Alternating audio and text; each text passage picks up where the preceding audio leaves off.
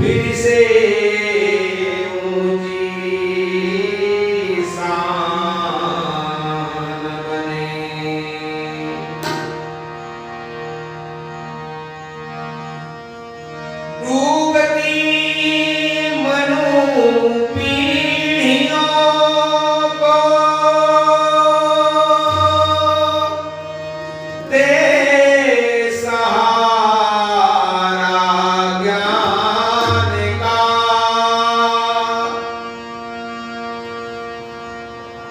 स्वर्ग धरती पर उतारे,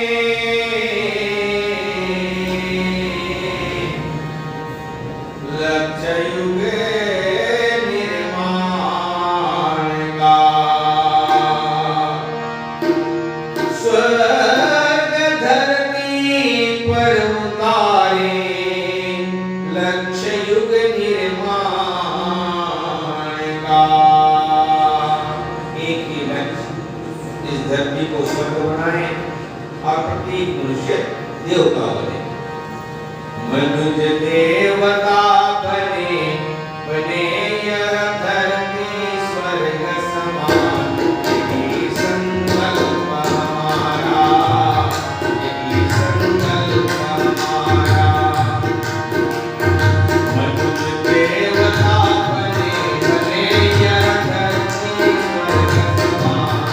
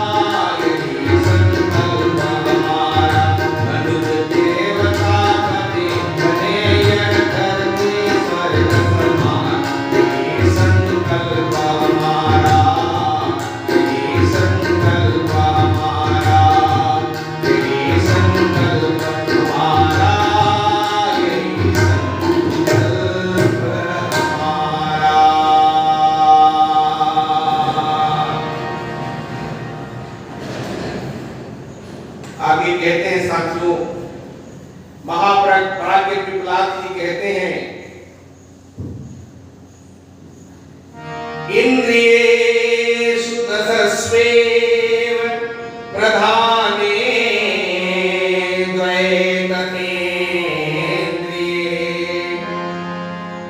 जिह्योपस्थे संगे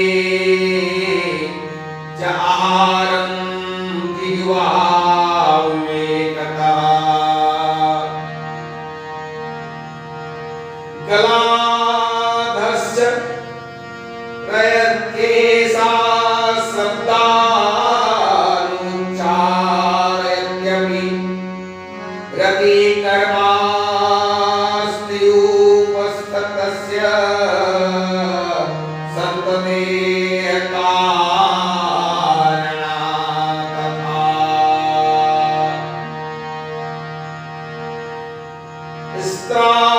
स्त्रावत्यागः संयमस्तु जिह्वायास्तु अनुस्वातन्त्यतः मनोबलं तथा क्षम्यां जननेन्द्रिय संयमात् जिह्वा संयम्यो जीर्णो दौर्बल्यं वर्धते यतः रतिकर्माणि तथा दूर्यं योग्यां सन्ततिं तथा यो न रोगस्चिन्तनं च विकृतं वधयत्यलम् उभाय संयमे स्वास्थ्यं शरीरं मानसं पदेत शरीरं मानसं पदेत। महाप्राज्ञ पिपलाद जी ऋषियों को अवगत कराते हुए कहते हैं कि भगवान इन शरीर में 10 इंद्रियों को जो प्रदान किया है उसका उपयोग और सही उपयोग ही मानव जीवन की सर्वप्रथम जीवन जीने की कला है। इन इंद्रियों के उपयोग से हमारे जीवन जीने की कला में निखार जब आ जाए तो समझ लेना कि हम ईश्वरीय अनुदान का सही उपयोग कर रहे हैं। हाँ, कहा जाता है कि ये जो हमारा शरीर है कितना सुंदर बनाया है भगवान ने, है ना? कैसे खड़े रहते हैं, कैसे सुडौल दिखते हैं, बनाया ना। अन्य प्राणियों के अपेक्षा और देखेंगे तो किसी को 4 पैरों में चलने के लिए कह दिया है, तो किसी के 10 पैर हैं, तो किसी के 18-20 पैर हैं, कीड़े मकोड़े के चलते रहते हैं। सोचो काश हमारा जीवन उसी तरीके से भगवान ने बना दिया होता तो ये शरीर कितना सुंदर बनाया भगवान ने।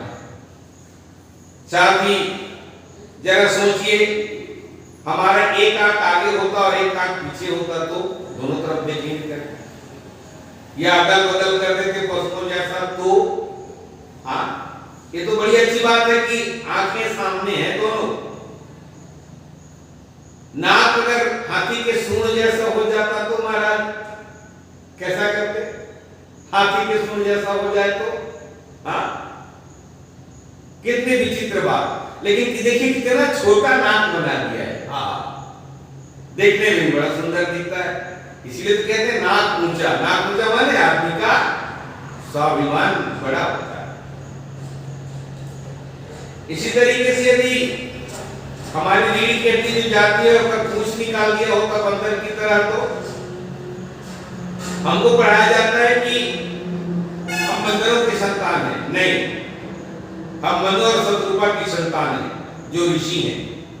आप वेद और पुराणों को उठा के देख लीजिए कि हमारा पूर्वज ऋषि है, इसलिए हम ऋषि पुत्र कहलाते हैं। गुरुदेव कहते हैं आप सब ऋषि पुत्र हो। और ऋषि कैसे होते हैं? प्रज्ञावान होते हैं। ये जानवरों की तरह व्यवहारिक करने वाले नहीं होते। इसलिए सबको ऋषि पुत्र बनाने का आह्वान किया परंतु गुरुदेव सुखदेव ने, आप सब ऋषि पुत्र बनिए।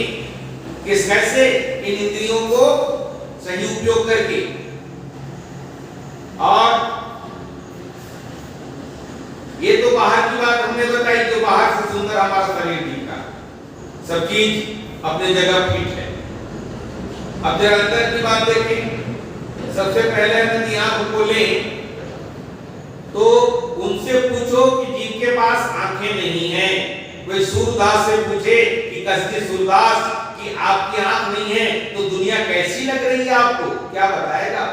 गूंगे कुकुर खिला दो, मुझसे बोल नहीं पाएगा, वैसे ही वो बिना आंख के सूरदास। हाँ, पूछो तो भी क्या बताएंगे? फिर और क्या खासियत है? ये आंखें जितनी दूर तक देखती हैं ना, गिद्ध को सबसे ज्यादा दूर तक देखने के लिए भगवान ने उनकी आंखें को बनाई है। पर हमारी आंखें जहां तक दिखती है, अब देखने के बाद इस हृदय पटल पर, इस मानस पटल पर उसकी याद ऐसे खींच के रख लेती है कि हम आंख बंद करके भी देखें तो दिख जाता है। आह, कितनी सुंदर व्यवस्था।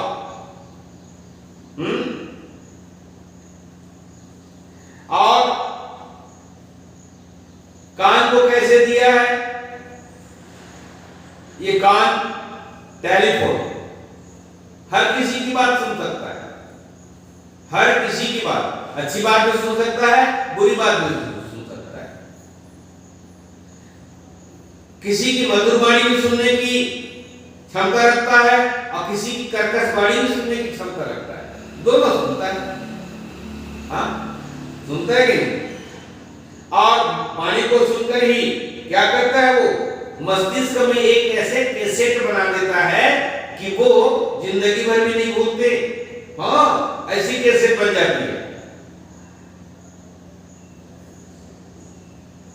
क्या हम याद रखेंगे? आज याद नहीं है हमको। महाभारत की कुछ बातें, कौन सी बातें? अरे युधिष्ठिर ने तो कहा था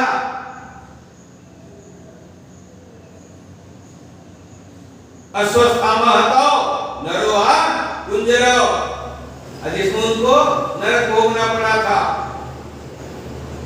कौन कहा था? याद करेंगे कि नहीं करेंगे? कर्ण ने कहा था द्रौपदी तो ऐसे ही तेरे 5 पति हैं, छठवां हम बन जाए तो क्या फर्क पड़ेगा? ये बातें आज याद हैं। दुर्योधन ने कहा था आजा द्रौपदी मेरी जंगा पर बैठ जा, है ये बातें याद? द्रौपदी ने भी कहा था अंधे के अंधे ही होते हैं, क्या ये बातें याद नहीं है? क्या ये मानस पटल पर आज भी अंकित नहीं है? क्या ये टेप रिकॉर्ड में रिकॉर्डेड नहीं है? हमारे जीवन में भी ऐसी कुछ बातें होती हैं जो टेप रिकॉर्ड की तरह मस्तिष्क में संचित हो जाती हैं, और 1 साल क्या 80 साल भी हो जाएगा ना तो वो समाप्त नहीं होता। क्या 80 साल क्या, ये देखो महाभारत की बातें 5,500 वर्ष पहले की बातें आज अंकित। और देखिए मस्तिष्क हमारा कितना बड़ा टेप रिकॉर्डर है जो भगवान ने आपको बना के दिया है। अगर इस मस्तिष्क की स्क्रू को थोड़ा सा ढीला कर दे ना भगवान, तो पागल की तरह घूमते चलोगे, आपको कोई पूछेगा नहीं, सब दूर भगाने की चेष्टा करेंगे। लेकिन यदि थोड़ा टाइट कर दिया ना तो आपको सम्मान मिलेगा, यश मिलेगा, कीर्ति मिलेगी, जगह जगह आपको बुलाएंगे, बैठाएंगे, सम्मान करेंगे, माला पहनाएंगे, क्या नहीं करते हैं। यदि आपको थोड़ा बुद्धिमान बना दिया तो हम सोचते हैं कि हम बने हैं, ना रे बाबा ना, ये तो भगवान का खेल है, भगवान की लीला है। उन्होंने ऐसी मस्तिष्क बनाई है जो मशीन की तरह दिन रात विश्राम नहीं लेती है, वो 24 घंटे कार्य करते रहती है और आपको अवगत कराते रहती है। ये वो मस्तिष्क है। यदि आप अपनी इंद्रियों को साथ दो ना तो आगे क्या कर सकते हो बताएं आप? आगे आप यदि इंद्रियों को साथ दो महाराज जी, तो इंद्रियों को साधने के बाद पीछे क्या हुआ था वो तो सारा का सारा याद रहेगा ही, अभी क्या कर रहे हो वो भी याद रहेगा, लेकिन आगे भी क्या होने वाला है वो भी याद आ जाएगा आपको। यानी आप भविष्यवाणी कर सकते हो, यदि इंद्रियों को साध लो तो। ये वो मस्तिष्क है, बता देंगे। आज भी ऐसे ऐसे कई बच्चों की जन्म होती है जो पिछले जन्मों की बात करते हैं। हाँ, पिछले जन्मों की बातों को बताते हैं। मेरा फलाना पिताजी था, मेरी फलाना माँ थी, मेरे फलाने भाई थे, अब आज मैं इस घर में आ गया हूँ। तो जाकर उस गांव को देखा गया, एक बच्चा ऐसी बोला पैदा होकर के, जब बोलने लगा ना तो बोला मैं तो पिछले जन्म में जन्मा था, मेरे पिताजी का नाम रामचंद्र था, मेरी माता का नाम श्यामाबाई थी, और मेरे एक भाई और एक बहन और थे, और मैं भी था। मैं 12 वर्ष की अवस्था में मर गया। भाई बहन का भी नाम बताया, और जाके उस गांव को देखे, इस गांव का नाम वो बोल रहा था, तो उस गांव में वो परिवार मौजूद है। ये है मानव मस्तिष्क का कमाल। लेकिन ये ऐसे ही नहीं आ जाएगा, ये इंद्रियों के सही उपयोग से संपन्न होगा। इंद्रियां जब सही काम करेंगी तब होगा। ये हाथ देखो भगवान ने कैसे बनाया, आप इशारे से भी काम करवा सकते हो। हाँ, अगर ये हाथ को बड़ा बड़ा बना देता तो, या एकदम छोटा छोटा बना देता तो, हम एक सुई को भी उठा सकते हैं, छोटी सी छोटी वस्तु को, और एक बड़ी से बड़ी वस्तु को भी पकड़ सकते हैं। जब आजकल का हमारा प्लायर आता है ना, प्लास जिसको बोलते हैं, वो एक निर्धारित वस्तु को पकड़ पाता है, एक निर्धारित वस्तु, उससे ज्यादा नहीं पकड़ पाएगा। ठीक है ना?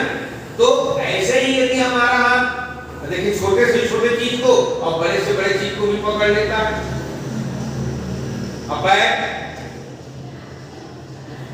अब ये बैग जो है ना, ऊपर से नीचे तक, बाहर से अंदर तक चल करके कहीं भी पहुंचा दे आपको। हाँ, कोई पेट्रोल नहीं लगती। महाराज जी आते हैं वहां से नीचे पारा से, चरण बस से, चरण बस। भगवान ने इन चरणों को, इन पैरों को कितना सुंदर बनाया कि अगर ये चले ना तो पेट्रोल नहीं लगता, पैसे खर्च नहीं होते। और फिर एक और महान चीज बनाई है जो इन इंद्रियों से अलग, जिससे हमारा जीव चलता है, जिसे हम श्वास लेते हैं, और जो हमारे हृदय में खिलाते रहता है, धमनियां चलते रहती हैं। तात्पर्य क्या? ये वही तो मंदिर है। हृदय हमारा एक मंदिर है, हृदय हमारा एक मंदिर है। इसी को हम शिव का मानसरोवर भी कह सकते हैं, इसी को हम शिव का मानसरोवर भी कह सकते हैं। यही विष्णु का धाम है, क्षीर सागर, यही हृदय, यही क्षीर सागर है, यही भगवान कृष्ण का वृंदावन भी है, यही भगवान कृष्ण का वृंदावन भी है, और यही 7 लोक है, 7 द्वीप है। ओम भूर्भुवः स्वः मः जनः तपः सत्यम। और जो 7 चक्र को पार करके मस्तिष्क में सहस्त्र चक्र में जा मिलती है, जहां शिव समाधिस्थ होते हैं, जहां सहस्त्र दल कमल विकसित होकर के नर को नारायण बना देता है। इस अमूल्य संपत्ति को पाकर भी जो नहीं पहचान सकता, जो इसकी कीमत नहीं जानते, इनके उपयोगों में गलतियां करते हैं, पतन की ओर ले जाता है, पतोन्मुख हो जाते हैं। लेकिन इन्हीं इंद्रियों का उपयोग यदि हम सही से ढंग से करें, तो ईश्वर ने इस वस्तु के लिए, जिस इंद्रिय को जिस कार्य के लिए बनाया है, उसका सही उपयोग करना सीख जाएं, तो समझ जाइए कि आपका जीवन मानसरोवर शिव जैसे समाधिस्थ हो जाएंगे। और ये भी कहा जाएगा कि यदि आप इनको उपयोग न करो तो आपसे अभागा भी कोई नहीं होगा।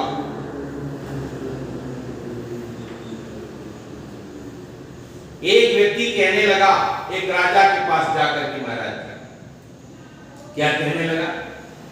कहने लगा कि मैं बहुत गरीब हूं, आई एम वेरी पुअर, मैं बहुत गरीब हूं, कहीं से मुझे कुछ दिला दीजिए राजा महाराज। तो राजा जी ने कहा, महात्मा जी ने कहा देखो एक राजा का बेटा है, एक राजा का बेटा, अब वो अंधा है। आज विज्ञान के माध्यम से आंख का ट्रांसप्लांट करते हैं, इसलिए तो आंखों को दान दी जाती है। जीते जी यदि व्यक्ति आंखों की दान कर देगा तो उससे बड़ा पुण्य भाग्य और कोई नहीं है। अरे आप आंख की दान की बात करते हैं, पूरे शरीर को दान कर देते हैं, कह देते हैं, लिख देते हैं, किताब में घोषणा कर देते हैं, पहले से लिखा देते हैं कि मैं शरीर को जब मैं मृत्यु को प्राप्त करूंगा तो मेरे शरीर को दे देना मेडिकल कॉलेज को दान के लिए, ताकि बच्चे सीखें इससे और दूसरे का उपचार करें। पूरा शरीर को दान कर देते हैं। जिनमें हिम्मत है वो दान कर दें। हम लोगों को भी दान करना चाहिए, भावना आनी चाहिए दान करने की। तो राजा का बेटा जिसकी आंख नहीं है, महात्मा ने कहा कि आप यदि आंख को दे दोगे ना, आपकी एक आंख दे दो, हम आपको करोड़ों की संपत्ति देंगे।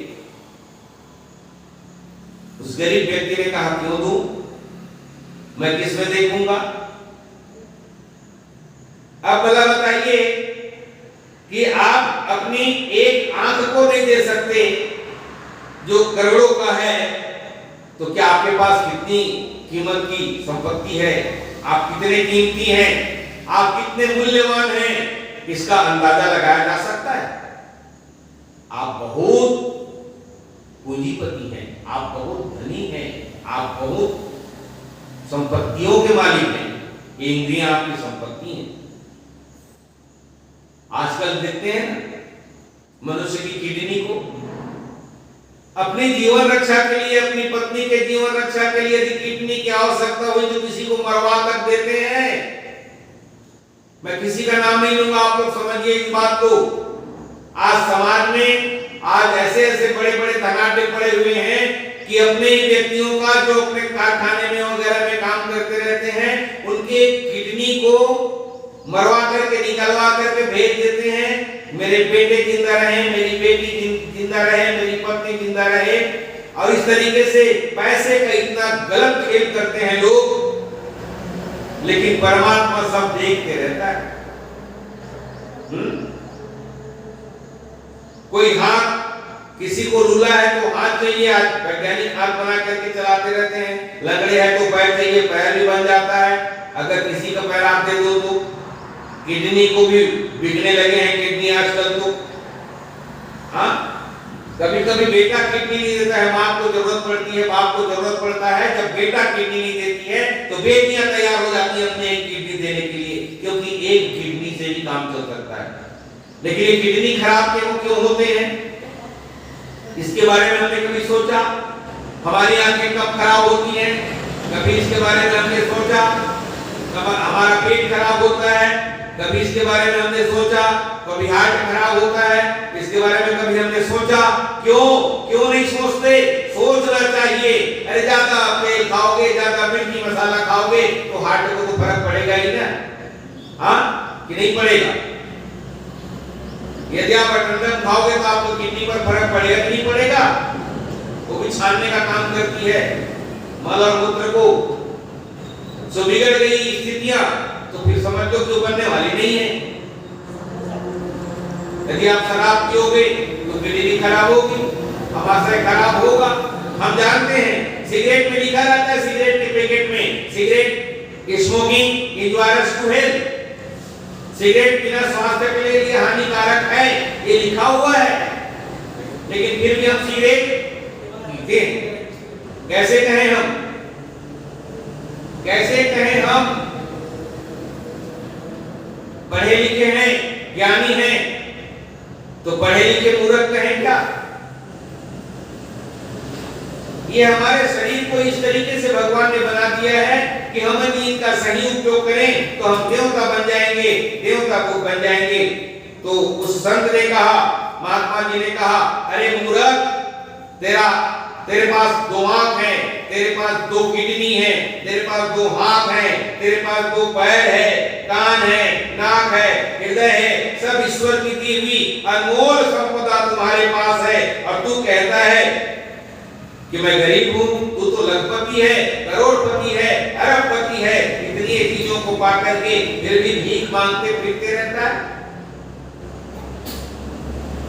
हाँ, कहने का मतलब यह है कि ईश्वर प्रदत्त वस्तुओं को जो दिया है भगवान ने, हम उसका मूल्य नहीं समझते, हम उसका मूल्य नहीं समझते और इस अनमोल खजाने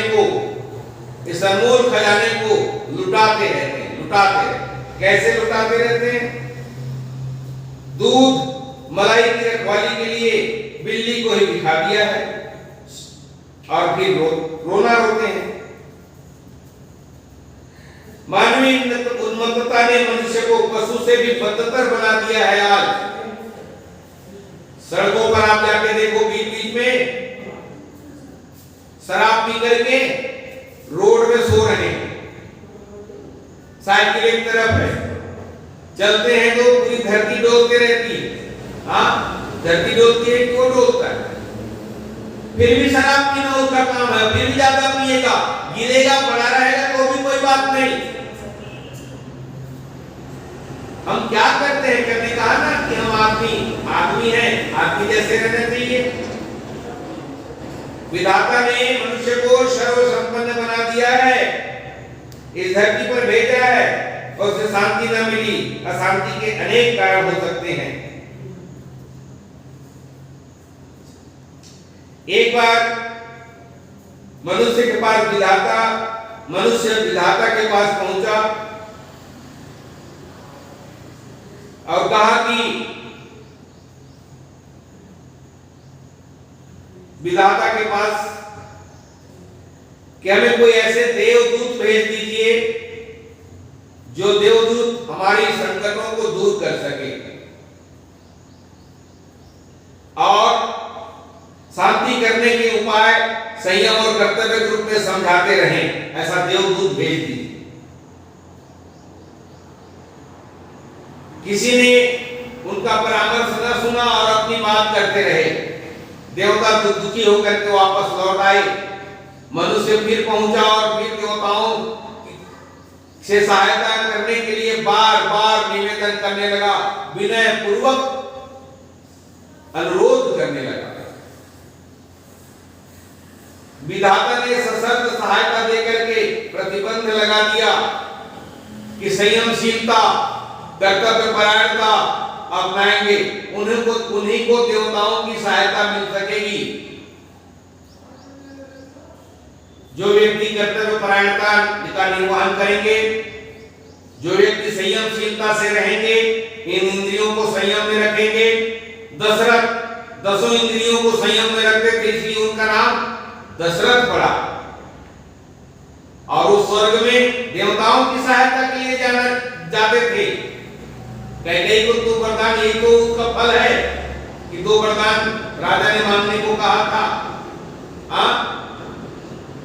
अब देखिए ना, एक मानव देवता के लिए कोई देवदूत भेज दीजिए करके तरस रहा है, हमारे संकटों को दूर करेगा करके, और एक मानव अपने 10 इंद्रियों को नियंत्रित करके देवताओं की सहायता के लिए जा रहा है ना? ठीक उल्टी बात। तो हम भी अपने इंद्रियों को सहेज करके, संयमशीलता अपना करके, कर्तव्य परायणता में रह करके हम देवताओं की सहायता कर सकते हैं। देवताओं से क्या मांगना? चलिए एक कहानी याद आ गई, आपको बता दूं। कहानी है कि भगवान ने सबको 40-40 वर्ष दिए थे महाराज।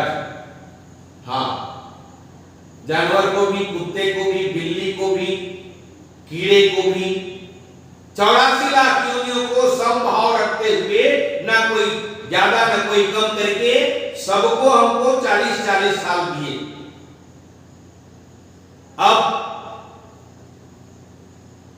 पशु, जिसे हम बैला भैंसा कहते हैं, वो विधाता के पास गए। अब विधाता से कहने लगे कि हे विधाता, 40 वर्ष मेरे लिए ज्यादा हो रहा है, क्योंकि ये जो मानव है ना, मुझे फांद करके बोझा ढोता है, मेरे साथ अन्याय करता है, ताकत कम हो जाती है, नहीं चल पाता हूं तो मार डंडे से पीटता है, निर्दयता पूर्वक मेरे लिए व्यवहार करता है, और मैं इस इस तरीके के जीवन से मुझे घृणा लगती है।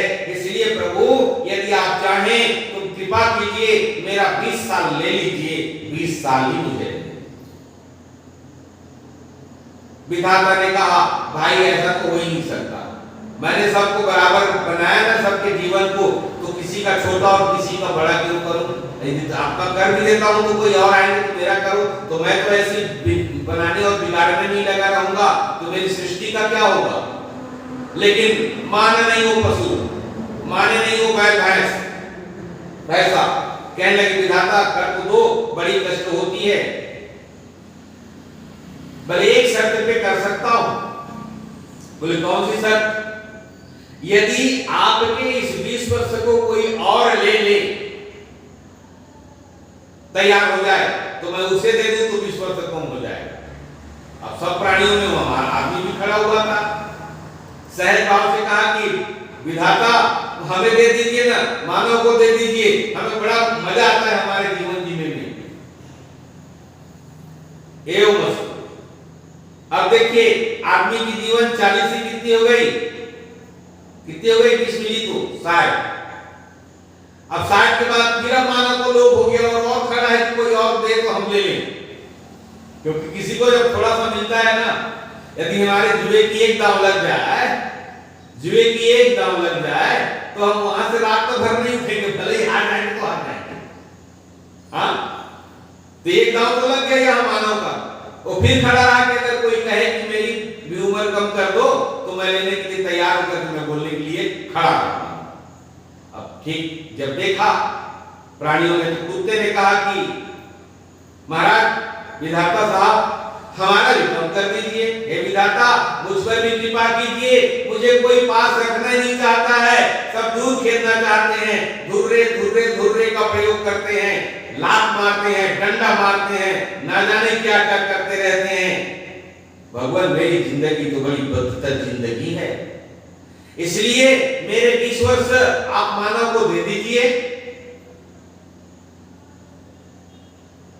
मानव तो लेने के लिए तैयार। मानव पूछा विधाता ने, क्यों भाई मानव लोगे क्या? हाँ हाँ ले लूंगा। अब 60 से कितनी हो गई? 80 हो गई। अब वहीं पर फिर खड़ा रहा और कोई दे तो कर दे। हाँ, तब एक पक्षी गया वहां। अब पक्षी गया तो कहता है विधाता जी मेरा जीवन तो और बदतर है, ये बैला भैंसा से भी, ये कुत्ते से भी और बदतर है मेरा जीवन। तो कैसे बदतर है आपका जीवन? बोले देखो ना मेरी हालत, मैं वहीं से खाता हूं और उसी से बाहर निकालता हूं, यानी खाने का काम भी करता हूं और मल द्वार भी मेरा वही है, मेरा है ही नहीं मल द्वार। तो मुझे बड़ी घिन आती है मेरी जिंदगी से, तो मेरी भी 20 वर्ष कम कर दो ना। फिर क्या था? मानव कहा दे दो, मैं ले लूंगा, ब्रह्मा जी दे दो। अब तब ब्रह्मा जी ने कहा यो वस्तु, और साथियों को मानव का जीवन 80 से 100 हो गया। अब जरा विचारिए हमारे जीवन को, 40 साल का जीवन ओरिजिनल है, इसमें कोई बनावटीपन नहीं है, ओरिजिनल 40 साल का जीवन। और इस 40 साल के जीवन में हम 18 वर्ष के बाद युवा हो जाते हैं, विवाह हो जाती है और मस्त पति पत्नी और बच्चे के रूप में मजे से रहते हैं। हाँ, 40 साल तक कोई फर्क नहीं पड़ता। 40 के बाद 60 की तब बारी आती है ना, तो थोड़े बाल बच्चों को पढ़ाने के लिए, आगे आगे खिलाने पिलाने के लिए हम अपने कर्म में परिवर्तित कर देते हैं। मरते दम तक 40 से 60 तक कमा के धन इकट्ठा करते हैं। पहला और भैंसा का जीवन है, हमारा जीवन लिए हैं उनसे, तो उसमें तो हमको इतना मेहनत करना पड़ेगा ना। हाँ, क्योंकि वो जीवन ही उसी का है, आपको मरते दम तक काम करना है। कर्म को कर्म, बेला को बेला ले। हम कर्म नहीं देखते हैं, कुकर्म नहीं देखते हैं। पैसा कहीं से भी आए और पैसा आए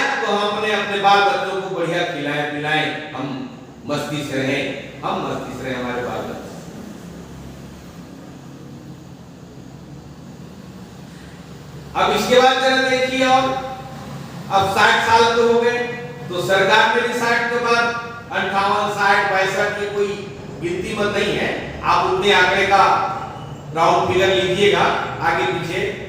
62 साल में सेवानिवृत्ति, मैं भी प्राचार्य था, मेरी सेवानिवृत्ति हो गई 62 साल के बाद में।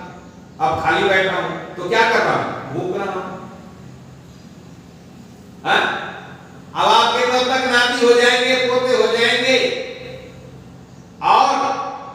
और जब आप हाथ पैर भी थोड़े शिथिल हो जाएंगे, ठीक है, थोड़े शिथिल हो जाएंगे, आप काम नहीं कर पाओगे, तब क्या आपका केवल मुंह चलेगा और अपने जमाने की बार बार दुहाई दोगे, अपने जमाने की बात करोगे बार बार। तो हम ऐसा करते थे, अरे ये सुन इसको ऐसा कर, अपने पोते को बुलाए, सुन तो इसको ऐसा करो, चुप, डोकरा कहीं का कुछ जानता नहीं है, कुत्ते की जिंदगी है। हाँ, और ज्यादा वो तो तुम चुप रहोगे नहीं, बेकार की बात करते रहते हो। हम लोग कर रहे हैं ना, आपको खिलाएंगे खिलाएंगे, आपको 2 टाइम खाना दे देंगे बस, और कुछ चाहिए क्या? नहीं चाहिए, आपको दबा देंगे जैसे हम कुत्ते को दबा देंगे। हाँ, इस बात में एक और बात याद आ गई, एक हम अपनी बच्चे की बात सोचते हैं, जब बच्चा हमारा छोटा रहता है, बालकपन, और ठुमुक ठुमुक चलत रामचंद्र जैसे चलते थे, राजा दशरथ भी बुलाते थे, नहीं आते थे, मां कौशल्या बुलाती थी, आ जाती थी, वैसे ही हर माँ बाप के लिए हर बेटा राम है, और हम उस राम से बड़ा सुंदर खेलते हैं महाराज, बड़ा सुंदर खेलते हैं। वो बालक जब तोतली भाषा में बात करता है ना, तो हमको बड़ा अच्छा लगता है, और बार बार उनकी इस बात सुनने की इच्छा होती है, और सुने और सुने। अब एक बालक कहता है कि बाबा बाबा बाबा, पिताजी पिताजी, बोले क्या है, ये क्या है? बोले कौवा है बेटा, कौवा है। एक कौवा आके बैठा था छत पर। अब बालक तोतली भाषा में पूछ रहा है ना पिताजी को, पिताजी पिताजी ये क्या है? बेटा कौवा है, कौवा। वो 100 बार पूछेगा, आप 100 बार बताएंगे, वो 100 बार भी आपको आनंद आएगा बताने, क्योंकि उससे आपको आनंद की अनुभूति हो रही ना, आपका बेटा है ना, क्यों ना आनंद आए? हाँ, 100 बार पूछेगा तो 100 बार बड़े प्यार से बताएंगे, हाँ कौवा है बेटा, इसको कौवा कहते हैं। विश्वामित्र को लखनलाल जी ने भी तो यही किया था, जब वो दशरथ जी से मांग के लिए जा रहे थे ना राम और लखन को, तो आपके नए माता पिता हैं बोले थे आप दशरथ जी, मैंने हम आपके पिता नहीं, आपकी कौशल्या और सुमित्रा आपकी मां नहीं है, ये मुनि महाराज जी आपके माता पिता हैं, ऐसा बोले थे ना। तो लखनलाल जब रास्ते से चल रहे थे तो यही बात किए थे जो मैं अभी बात बता रहा हूं। चलिए नए माता पिता का थोड़ा परीक्षा ले लें। लखनलाल तो ठहरे शेषनाग, हाँ, चलते चलते रास्ते में बोलते थे गुरुजी गुरुजी गुरुजी। बोले क्या है बेटा? ये क्या पेड़ है? सराई है बेटा, सराई है। फिर थोड़ी दूर चले लखनलाल, फिर पूछे गुरुजी गुरुजी गुरुजी रुको रुको रुको, ये क्या पेड़ है? बोले सराई है बेटा, सराई है। 50 बार लखनलाल ने पूछा, 50 बार गुरुजी ने सराई पेड़ का नाम लिया, और आज 100 बार बाप ने पूछा, बेटे ने पूछा, 100 बार बाप ने बड़े प्यार से बताया कौवा है बेटा, कौवा है। लेकिन यही बेटा जब बड़ा हो गया, जवान हो गया, 40, 45, 50 साल का हो गया, बाप बूढ़ा हो गया था, और बूढ़ा होने के बाद जब बाप ने एक बार पूछ देखा कि बेटा ये क्या पक्षी है, बूढ़ा हो गए नहीं जानते हो कि क्या पक्षी है, मुझे पूछ रहे हो? अब सोचिए उस बचपन में जब 100 बार आपसे पूछा था, 100 बार आपने बड़े प्यार से कौवा है करके बोला था, लेकिन आज जब आप एक बार पूछ ले रहे हो, वो बेटा आपको दुचकार दे रहा है। ये आज की परिस्थिति है। ये कुत्ते से भी गए बीते जिंदगी हो जाती है 60 से 80 साल की जो उम्र होती है, और 80 से भी आपका मन नहीं भरा तो 100 तक की आप जिंदगी जीने की सोचिए। विधाता ने कौन प्लान किया तो आप उसको भी ले लिए। और लेकर के क्या किया? लेकर के यही तो किया। हाँ, जब 80 से 100 वर्ष की आयु हो जाएगी तो आप क्या करोगे? अब तक तो पैर आपके कमजोर थे, चल फिर नहीं पा रहे थे, पैर कमजोर थे अब तक के। अब क्या करोगे? अब जब पैर कमजोर हो गए हैं तो खाट में ही पड़े रहोगे, वहां से उठ नहीं पाओगे, बैठ नहीं पाओगे, चल नहीं पाओगे, फिर नहीं पाओगे। हाँ, तो खाली बुलाते रहोगे, भूख लगी तो खाना दो ना, प्यास लगी तो पानी दे दो। आपके पास जाने से भी कोई कतराएगा। क्यों? इसलिए कि आप न उठ सकते हैं, न बैठ सकते हैं, न चल सकते हैं, न फिर सकते हैं। तो आप खाओगे महाराज जी तो कहां करोगे आप उसको? खाट को काट दिया जाएगा, नीचे सूपा रख दिया जाएगा कोई ऐसे चीज, और फिर नाक को बंद करके कोई फेंकेगा। होती कि नहीं होती? ये वही चमगादड़ पक्षी है जो 20 वर्ष कम करने के लिए विधाता के पास गया था, और आपने 80 से 20 वर्ष का समय और उसका लिया था। तो आपके जीवन में, मानव जीवन में भी यही बात होती है। जब हम 80 से 100 के होते हैं तो वहीं पर रख दिया जाता है, एक कमरे में बंद कर दी जाती है, खाट को काट दिया गया होता है, वहीं आप मल मूत्र त्यागते रहते हैं। उस कमरे में कोई घुसता नहीं। कभी कभार साफ सफाई करते हैं तो वहां धूप, अगरबत्ती, सेंटेड, ना जाने क्या क्या चीजें करते रहते हैं कि दुर्गंध न आए करके। ये जिंदगी, चमगादड़ की जो जिंदगी है, वहीं खा रहे हो, वहीं मल मूत्र त्याग रहे हो। इन इंद्रियों का दुरुपयोग करके ना जाने हम, और सबसे बड़ा चीज क्या है जानते हैं? सबसे बड़ा चीज है भोजन। सबसे बड़ा चीज भोजन। हर चीज की बीमारी की जड़ यदि कोई है तो वो है पेट और भोजन। तो आइए पेट और भोजन के बारे में बताएं। भोजन के असंयम के कारण मानव रोगी हो जाता है, मानव रोगी हो जाता है।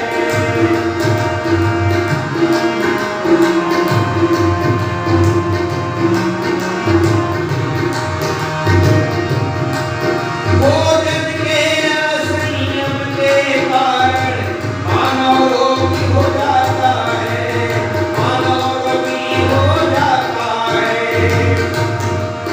संस्कार बदल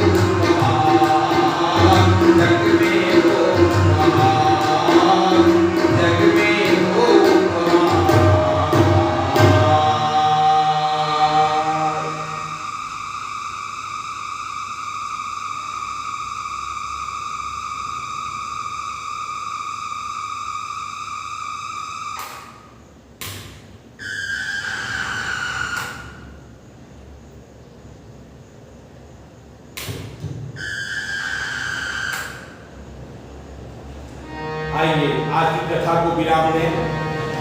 ओम देव शांति अंतरिक्षं शांति